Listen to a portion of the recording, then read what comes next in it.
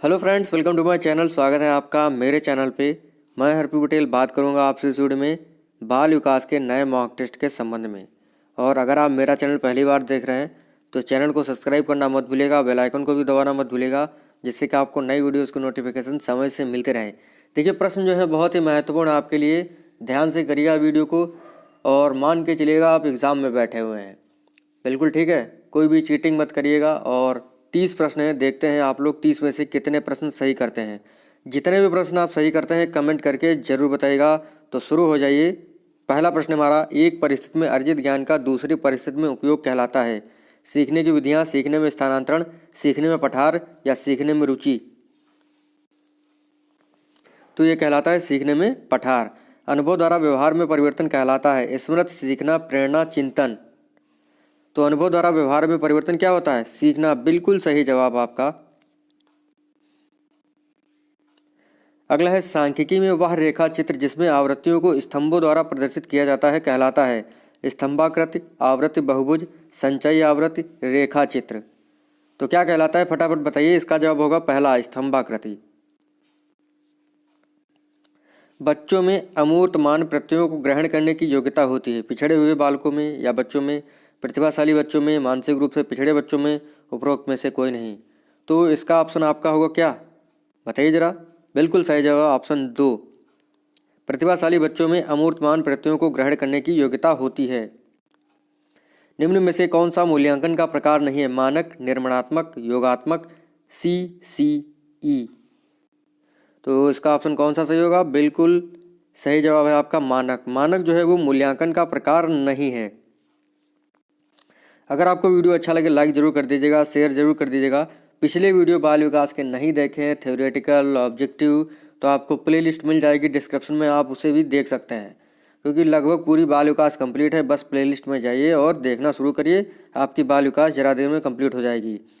तो प्रश्न हमारा, वे विद्यार्थी जो समृद्ध ज्ञान और शैक्षणिक दक्षता की हार्दिक इच्छा प्रदर्शित करते हैं उनके पास होता है निष्पादन परिहार अभिविन्यास, कार्य परिहार अभिविन्यास, नैपुण्यता अभिविन्यास, निष्पादन उपागम उपागम अभिविन्यास।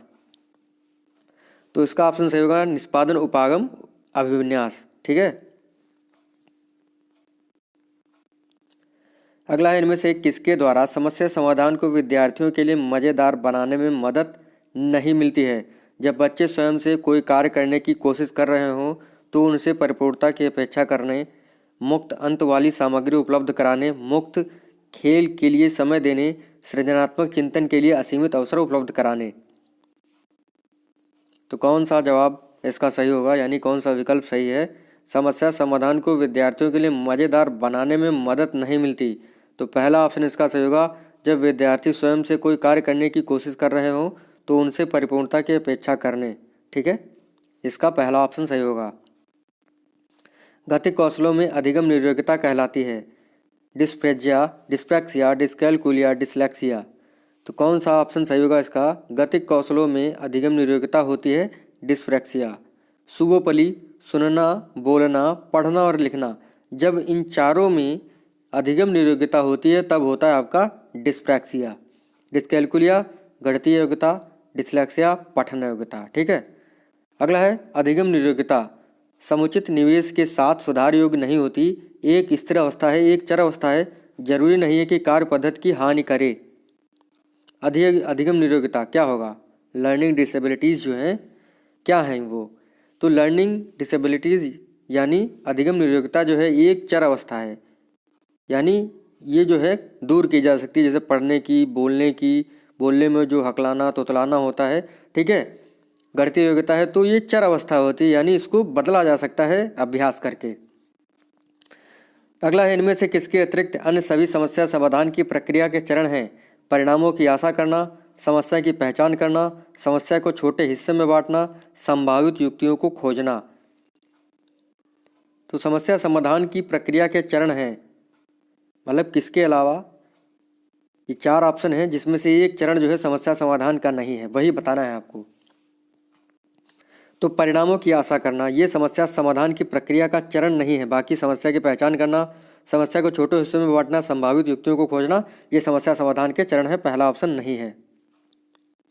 किसी प्रतिभाशाली कक्षा की व्यवस्था में शिक्षक एक ऐसे वातावरण को उपलब्ध कराकर अधिगम को सुगम बनाता है जो नियामक है, समावेशन को हतोत्साहित करता है, आवृत्ति को बढ़ावा देता है, खोज को प्रोत्साहन देता है। तो इसका ऑप्शन सही होगा आपका, खोज को प्रोत्साहन देता है। ठीक है, अगला है हार्वर्ड गार्डनर का बहुबुद्धि सिद्धांत सुझाता है कि बुद्धि को केवल आईक्यू परीक्षा से ही निर्धारित किया जाता है। शिक्षकों को चाहिए कि विषय वस्तु को वैकल्पिक विधियों से पढ़ाने के लिए बहुबुद्धियों को एक रूपरेखा की तरह ग्रहण करें। क्षमता भाग्य है और एक अवधि के भीतर नहीं बदलती। हर बच्चे को प्रत्येक विषय 8 भिन्न तरीकों से पढ़ाया जाना चाहिए ताकि सभी बुद्धियां विकसित हो सकें। हार्वर्ड गार्डनर का बहुबुद्धि सिद्धांत क्या समझाता है?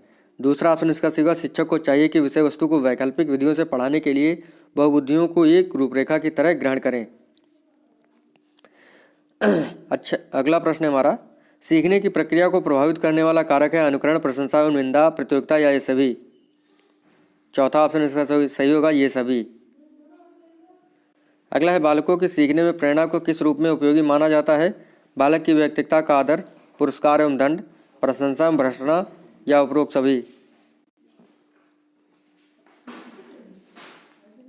तो इसका ऑप्शन सही होगा, उपरोक्त सभी। ठीक है, टर्मन के अनुसार 90 से 100 के आईक्यू वाले बालक होते हैं मंद बुद्धि, सामान्य बुद्धि, श्रेष्ठ बुद्धि, क्षीण बुद्धि। तो ये क्या होते हैं? ये होते हैं सामान्य बुद्धि के बालक। हाल का सिद्धांत निम्न में किसकी व्याख्या करता है? बुद्धि की प्रकृति, अधिगम में अपहरण की भूमिका, मूल्यों का विकास, किशोरों का मनोविज्ञान। हाल का सिद्धांत जो है किसकी व्याख्या करता है? ये करता है किशोरों का मनोविज्ञान की। ठीक है, समस्या समाधान को बाधित नहीं करता है, अंतर्दृष्टि, मानसिक प्रारूपता, मोर्चाबंदी, निर्धारण। तो समस्या समाधान को बाधित नहीं करता है, कौन नहीं करता है? अंतर्दृष्टि। ठीक है, आगे बढ़ते हैं। प्रश्न हमारा, एक शिक्षिका पाठ को पूर्व पठित पाठ से जोड़ते हुए बच्चों को सारांश लिखना सिखा रही है, वह क्या कर रही है? बच्चों को पाठ समझने की स्वशैली विकसित करने में सहायता कर रही है, वह बच्चों को संपूर्ण पाठ पुस्तक को पूर्ण रूप से ना पढ़ने की आवश्यकता का संकेत दे रही है, वह आकलन के दृष्टिकोण से पाठ्य वस्तु के महत्व को पुनर्बलित कर रही है, वह बच्चों को सामर्थ्यानुकूल स्मरण करने को प्रेरित कर रही है। तो कौन सा ऑप्शन सही है आपको बताना है। एक शिक्षिका पाठ को पूर्व पठित पाठ से जोड़ते हुए सारांश लिखना सिखा रही है, तो वो क्या कर रही है? 4 ऑप्शन दिए गए हैं, आपको बताना है कौन सा ऑप्शन सही होगा। इसमें जो आपका ऑप्शन सही है, पहला सही है, वो बच्चों को पाठ समझने की स्वशैली विकसित करने में सहायता कर रही है, पहला ऑप्शन विल बी राइट। बुद्धि है सामर्थ्यों का एक समुच्चय, एक अकेला और जाति विचार, दूसरों के अनुकरण करने की योग्यता, एक विशिष्ट योग्यता। बुद्धि जो है वो सामर्थ्यों का समुच्चय है। भाषा विकास के लिए प्रारंभिक बचपन का काल है, कैसा है? कम महत्वपूर्ण, अमहत्वपूर्ण, अति संवेदनशील, निरपेक्ष। भाषा विकास के लिए प्रारंभिक बचपन का काल अति संवेदनशील होता है। अल्बर्ट बंडूरा के सामाजिक अधिगम सिद्धांत के अनुसार निम्न में से कौन सही है? खेल अनिवार्य है और उसे विद्यालय में प्राथमिकता दी जानी चाहिए। बच्चों के लिए प्रतिरूपण मॉडलिंग एक मुख्य तरीका है। अनुसुलझा संकट बच्चों को नुकसान पहुंचा सकता है। संज्ञानात्मक विकास सामाजिक विकास से स्वतंत्र है। तो सामाजिक अधिगम सिद्धांत जो है, जो कि अल्बर्ट बंडूरा ने दिया था, उनके अनुसार कौन सा ऑप्शन सही होगा इसमें? तो इसका जो ऑप्शन सही है, दूसरा सही है। देखिए, सामाजिक अधिगम सिद्धांत जो कि अल्बर्ट बंडूरा ने दिया था जीवित जोकर पर, इन्होंने इसमें बताया था कि जो बालक होता है वो मॉडल से सीखता है, यानी समाज में जो भी व्यक्ति है उसको देखकर सीखता है, और जो व्यक्ति होता है, जो चीज़ होती है, वो मॉडल होती है। ठीक है, तो मॉडल को देखकर बच्चा सीखता है, इसीलिए इसका दूसरा ऑप्शन सही होगा। निगमनात्मक तर्कना में शामिल है सामान्य से विशिष्ट की ओर तर्कना, विशिष्ट से सामान्य ओर की तर्कना, ज्ञान का सक्रिय निर्माण और पुनर्निर्माण, अन्वेषण परक सीखना और स्वतः खोज परक संबंधित पद्धतियां। पहला ऑप्शन सही होगा। ठीक है, सिरिल बर्ड के अनुसार पिछड़े बालकों की बुद्धि लब्धि है। 4 ऑप्शन में से कौन सा ऑप्शन सही है बताना है आपको। 85 से कम। ठीक है, प्रायः लड़कियां गणित में कमजोर होती हैं, यह अनुसंधान आधारित धारणा है, लैंगिक पूर्वाग्रह पर आधारित धारणा है, सत्य धारणा है, उपरोक्त सभी। तो इसका ऑप्शन आपका दूसरा सही होगा, लैंगिक पूर्वाग्रह पर आधारित धारणा है। ठीक है, प्राथमिक स्तर पर मूल्यों की शिक्षा देने की सर्वोत्तम विधि है मूल्यों के महत्व को बताना, मूल्यों के पालन न करने पर दंडित करना, अध्यापक के व्यवहार में मूल्य स्थापन या उपरोक्त सभी। तीसरा ऑप्शन इसका सही होगा। मूल्यों के वर्गीकरण में सम्मिलित नहीं है आध्यात्मिक मूल्य, येन केन प्रकारेण, धनार्जन का मूल्य, नैतिक मूल्य या सांस्कृतिक मूल्य। इसका ऑप्शन सही होगा दूसरा, ये जो है ये मूल्यों के वर्गीकरण में सम्मिलित नहीं है। कोहलबर्ग के सिद्धांत में कौन सा स्तर नैतिकता की अनुपस्थिति को सही अर्थ में सूचित करता है? तो कौन सा ऑप्शन सही होगा बताना है आपको। बहुत ही अच्छा प्रश्न है, एग्जाम में काफ़ी बार पूछा गया है। तो इसका ऑप्शन सही होगा स्तर पहला। जो पहला स्तर होता है उसमें जो है नैतिकता का अभाव होता है।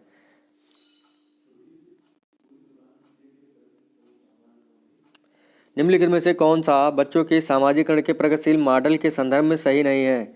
समूह कार्य में सक्रिय सहभागिता तथा सामाजिक कौशलों को सीखना, बच्चे विद्यालय में बताई गई बातों को स्वीकार करते हैं चाहे उनकी सामाजिक पृष्ठभूमि कुछ भी हो, कक्षा में प्रजातंत्र के लिए स्थान होना चाहिए, सामाजिकरण सामाजिक नियमों का अधिग्रहण है।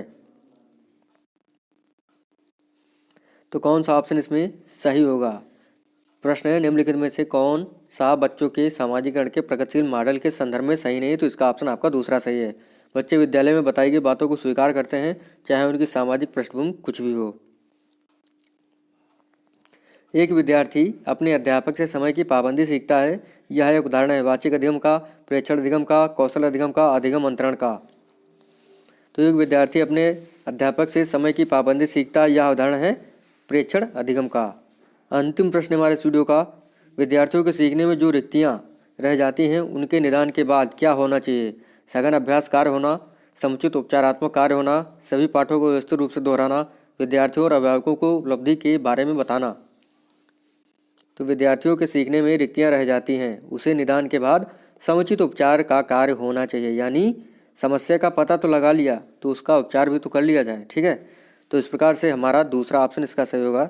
तो 30 प्रश्नों का जो हमारा वीडियो था यहीं पर समाप्त होता है। जितने भी प्रश्न आप सही करें कमेंट करके जरूर बताइएगा। थैंक यू फ्रेंड्स, मिलते हैं आपसे अगले वीडियो में।